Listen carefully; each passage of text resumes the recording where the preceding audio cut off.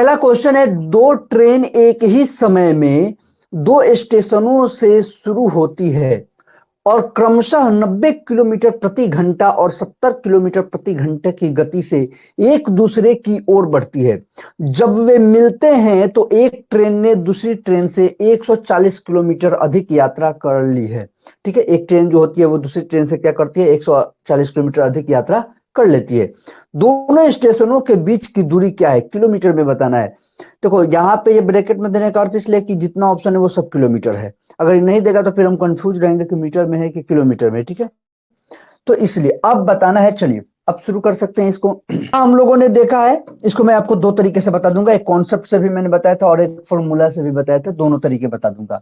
तो मैंने कहा कि यहाँ पे स्पीड का आपको रेशियो दिया गया है। आपको क्या दिया गया है बाबू, स्पीड का रेशियो दिया गया है। स्पीड का यहाँ पे रेशियो दिया गया है। तो स्पीड का रेशियो क्या है, 90 और 70 का। क्या है, 90 और 70 का। S1 S2 भी लिख सकते हैं, सिंपली मैंने स्पीड लिख दिया है। तो 1 0 से 1 0 कट गया, यानी 9 और 7 का हो गया। ठीक है, तो डिस्टेंस का रेशियो क्या हो जाएगा, तो ध्यान देना, जब इस कल भी हम लोगों ने किया था, स्पीड का रेशियो जो होता है डिस्टेंस का रेशियो वही हो जाएगा अगर टाइम एक ही जैसा है, यानी टाइम अगर इक्वल है, टाइम समान है, तो डिस्टेंस के रेशियो में कोई भी परिवर्तन नहीं होता है। ठीक है, स्पीड और टाइम का इन्वर्सनली प्रोपोर्शनल होता है, यानी कि अगर टाइम होता तो 7 और 9 हो जाता, लेकिन स्पीड और डिस्टेंस दोनों वही रह जाएगा। ठीक है, अब बात आता है क्या कि यहाँ पे कहता है इन दोनों के बीच का हमारा डिफरेंस यहाँ पे कितना दिख रहा है, 2 यूनिट। कितना दिख रहा है, 2 यूनिट। पर क्वेश्चन के हिसाब से ये कितना होना चाहिए, तो 140 किलोमीटर। क्वेश्चन के हिसाब से कितना होना चाहिए, 140 किलोमीटर। 2 यूनिट का वैल्यू बाबू कितना है, 140 किलोमीटर। तो इस हिसाब से एक यूनिट का वैल्यू निकल जाएगा कितना, 70 किलोमीटर। एक यूनिट का वैल्यू कितना हो गया, 70 किलोमीटर। तो एक यूनिट का वैल्यू अगर 70 किलोमीटर हो गया तो हमको क्या बताना है, 9 और 7 टोटल। देखो दोनों स्टेशनों के बीच की दूरी 9 7 डिस्टेंस ही ना है, 9 और 7 16। डिस्टेंस का रेशियो अगर 9 अनुपात 7 है तो टोटल कितना हो गया, 9 7 16, इसलिए 16 यूनिट का क्या हो जाएगा, तो भाई 70 में 16 से गुणा, ये कितना हो गया, 16 7 112 किलोमीटर, यानी कि 1120 किलोमीटर आपका राइट आंसर। ऑप्शन डी आपका राइट आंसर हो गया। ये तो हो गया कॉन्सेप्ट से, यहां तक कोई दिक्कत नहीं होगा। ये हो गया कॉन्सेप्ट से। अब मैं फॉर्मूला आपको बता देता हूं। अब मैंने इसके लिए एक फॉर्मूला भी आपको लास्ट क्लास में बताया था, ध्यान होगा तो। वो हम लोगों ने क्या देखा था फॉर्मूला, तो हम लोगों ने लास्ट क्लास में फॉर्मूला देखा था एक सेकंड मेथड से। मैं फॉर्मूला के मेथड से भी बता देता हूं। तो लास्ट क्लास में हम लोगों ने फॉर्मूला ये देखा कि सर अगर यहाँ पे ऐसा ये वाला formula a plus b upon a minus b into d, ये क्या कहता है कि जब इस ए के स्पीड से कोई हो और बी के स्पीड से दो रेलगाड़ी एक दूसरे की तरफ है, या आ रही है जा रही है, कोई फर्क नहीं पड़ता, मतलब एक दूसरे की तरफ बढ़ रही हैं, और साथ ही साथ डी उस डिस्टेंस को बताएगा जो इन दोनों के बीच में गैप हो गया है, जो अधिक और कम का बात करेगा। तो इसको हम लोग डायरेक्ट अप्लाई करेंगे। ए प्लस बी मतलब क्या, दोनों को जोड़ना, 90 और 70 जोड़ेंगे तो 9 7 16 160 किलोमीटर, और दोनों का डिफरेंस कितना हो गया, 20 किलोमीटर का, और डिस्टेंस क्या है, 140 किलोमीटर। बात खत्म। यहाँ पे क्या हो गया, 20 सत्ते 140 और 16 सत्ते 112, यानी 1120 किलोमीटर। फिर यहाँ पे आपका राइट आंसर। बात खत्म। तो इस सेकेंड मेथड से भी आप इसको कर सकते हैं। तो इस तरीके से हम लोग का किसी भी हाल में चलेंगे, हम लोग का आंसर क्या हुआ, ये इधर से भी ये हुआ और यहां से भी यही आंसर हुआ। बात करता हूं, ठीक है, ये दूसरा है। ठीक है, ध्यान देंगे।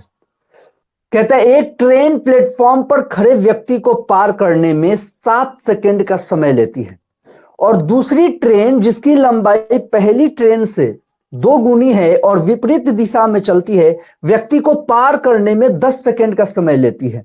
ट्रेनों द्वारा एक दूसरे को पार करने में कितना समय सेकंड में बताना है, वो भी निकटतम पूर्णांक। मान लेते हैं पहले ट्रेन का लेंथ जो है वो x है, तो उसका टाइम कितना हो जाएगा, यहाँ पे कह रहा है कि पहले कितना, पहले ट्रेन से विपरीत दिशा में चलते व्यक्ति को पार करने में 10 सेकंड का समय लेते, ट्रेनों द्वारा एक दूसरे को पार करने में कितना समय का बताना है। तो टाइम क्या हो जाता है, डिस्टेंस बाय स्पीड। स्पीड यहाँ पे स्पीड क्या हो जाता है, distance by time. Time 7 second है, तो ये हो गया 7। और दूसरी वाली ट्रेन का बात करें तो वो कहता है कि जिसकी लंबाई पहली ट्रेन से 2 गुनी है, इससे 2 गुनी है, और इसका समय कितना लग रहा है, 10 सेकंड। यानी कि इसका स्पीड ये है और इसका स्पीड ये है, ठीक है, ये दोनों का स्पीड हो गया। अगर हम इन दोनों के स्पीड को ऐड कर दे तो ये टोटल कितना हो जाता है, ये तो हो जाएगा 2×5 = 10, 5 से इसको काट देते हैं तो 7×5 = 35 और यहाँ पे 5x + 7x 12x/35, 12x/35। ऐसे भी डायरेक्ट हम लोग कर लेते हैं, 5x + 7x 12x/35। स्पीड का पहले जोड़ हमें क्लियर हो गया, यानी कि टोटल स्पीड हमें ये पता चल गया है। ये आपको दोनों का स्पीड हमें पता चल गया, क्योंकि विपरीत दिशा में चल रहे हैं ना, तो दोनों का स्पीड जुटता है। अभी भी पीछे हम लोग भी किए हैं। अब बात यह है कि हम लोग उसे क्या कह रहा है कि दोनों ट्रेनों द्वारा एक दूसरे को पार करना। देखिए, अब पहला x मीटर है, दूसरा 2x मीटर है, तो टोटल डिस्टेंस हमारा क्या हो जाएगा, तो उसका टाइम हो जाता है डिस्टेंस बाय स्पीड। अब टोटल डिस्टेंस क्या हो गया, x + 2x मिलाकर 3x, और स्पीड हम लोग का क्या आया है 12x/35। इसको ठीक करना होगा। ये कितना हो गया, 3x × 35 ऊपर चला गया और 12x क्या हो गया, नीचे आ गया। तो देखो, x से x कैंसिल और 3 × 4 = 12, क्या आ गया 35/4। तो चूंकि ऑप्शन में आप ध्यान देंगे तो क्या कर रहा है, निकटतम पूर्णांक बताना है। तो हम यहाँ पे देख रहे हैं कि 4 × 9 = 36, यानी एक बड़ा होता तो 4 × 9 = 36 कट देता, यानी कि 8 दशमलव समथिंग समथिंग आते जाएगा, तो हम लोग सीधे कह देंगे 9। और ये क्या है, निकटतम पूर्णांक। ऑप्शन के हिसाब से हमारा ऑप्शन बी हो जाएगा। ठीक है, आपको ये फॉर्मूला याद आ रहा होगा डिस्टेंस का कि S1 × S2 by S1 minus upon time, difference of time। ये वाला फॉर्मूला याद आ रहा होगा। अगर ये वाला फॉर्मूला याद आ रहा होगा तब तो आपका आसानी से बन जाएगा। अगर नहीं याद आ रहा होगा तो दिक्कत है। हम लोग दो पढ़े थे ना, एक प्लस वाला एक माइनस वाला। माइनस वाला कब होता था, जब इस प्रकार के सवाल होते थे जैसे ये वाला। तो S1 × S2, S1 क्या है 12 किलोमीटर प्रति घंटा और ये क्या है 16 किलोमीटर प्रति घंटा। दोनों का डिफरेंस क्या हो गया 4। टाइम क्या होगा, तो देखो यहाँ पे कह रहा है कि 12 मिनट देरी से पहुंचता था और यहाँ पे 8 मिनट पहले। तो देरी होने में और पहले होने में क्या होता था, दोनों जोड़ दिया जाता था। ये हम लोग पीछे किए हैं, पीछे वाला अगर पार्ट छूटा होगा, एक दो पार्ट पहले हम लोग यही सब किए हैं इस टाइप के से। ठीक है, 2 क्लास पहले आप देखेंगे तो यही हुआ है। तो 20 मिनट है, अब 20 मिनट को घंटे में बदलने के लिए 60 से भाग देना होगा। अब आप अगर ध्यान देंगे तो यहाँ पे क्या हो गया, 4 × 3 = 12, 20 × 3 = 60, 3 से 3 कैंसिल, 16 किलोमीटर आपका राइट आंसर। कौन है, ऑप्शन है आपका राइट आंसर। बहुत सिंपल। तो आप ये काम कर सकते हैं, देखो 1/4 दूरी का दिया है, तो इसका मतलब क्या हुआ 3/4। शेष होने का अर्थ क्या हुआ 3/4, यानी कि टोटल 4 हिस्सा में एक हिस्सा हुआ है। तो हम लोग टोटल डिस्टेंस को ही अगर मान लेते हैं, टोटल डिस्टेंस जो है हमारा 4x है, इससे क्या होगा एक हिस्सा अलग हो जाएगा और फिर तीसरा हिस्सा अलग हो जाएगा, 2 हिस्सा आराम से मिल जाएगा यहाँ पे हम लोग को। तो इस हिसाब से पहले को कह रहा है x किलोमीटर का डिस्टेंस जो है वो 5 किलोमीटर प्रति घंटे की समय से हो रहा है। तो 5 किलोमीटर प्रति घंटे के समय से हो रहा है और ये डिस्टेंस है अगर टोटल x किलोमीटर, तो यहाँ पे टाइम हमारा कितना हो जाएगा, तो x/5। ठीक है, यानी कि x किलोमीटर का डिस्टेंस 5 किलोमीटर प्रति घंटे के हिसाब से कितना समय लगेगा, तो x/5 मीटर पर सेकंड। यहाँ पे टाइम हमारा होगा इतना सेकंड लगेगा। ठीक है, मतलब घंटा में तो इतना घंटा लगेगा, सेकंड का बात नहीं, घंटा लगेगा। फिर 3x दूरी जो तय करने में कितना समय लगेगा, तो 3x बटा इसका स्पीड है 15, 3x/15 किलोमीटर प्रति घंटा, 3x/15 किलोमीटर, 3x/15 घंटा। इन दोनों का हम लोग प्लस कर दिए तो टोटल कितना होना चाहिए 50 घंटा। अब इसको हम लोग सॉल्व कर देंगे। यहाँ पे दिख रहा है 3×5 = 15, ये x/5 x/5 2x। तो यहाँ पे दिख रहा है आपको 3×5 = 15 काट सकते हैं या इसको आगे भी बढ़ा सकते हैं। वैसे काटना ही ज्यादा सही रहेगा, लेकिन यहाँ पे देखिए दो तरीके से मैं सॉल्व कर देता हूँ। एक तो 15 तो 3x + 3x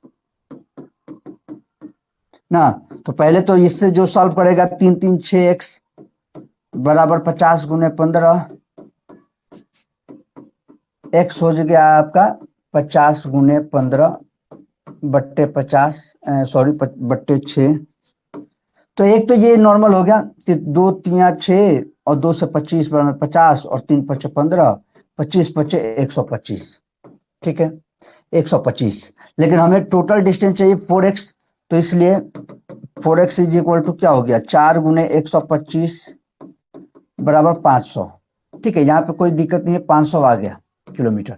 लेकिन मैंने क्या कहा कि यहाँ पे एक और बात दिख रहा है, यहाँ पे x/5 और 3x/15 को भी हम x/5 कर सकते हैं। तो x/5 और फिर x/5, क्यों? क्योंकि 3x/15 को हम 3 पचे 15 काटेंगे ना, तो 1/5 ही होगा ना x/5।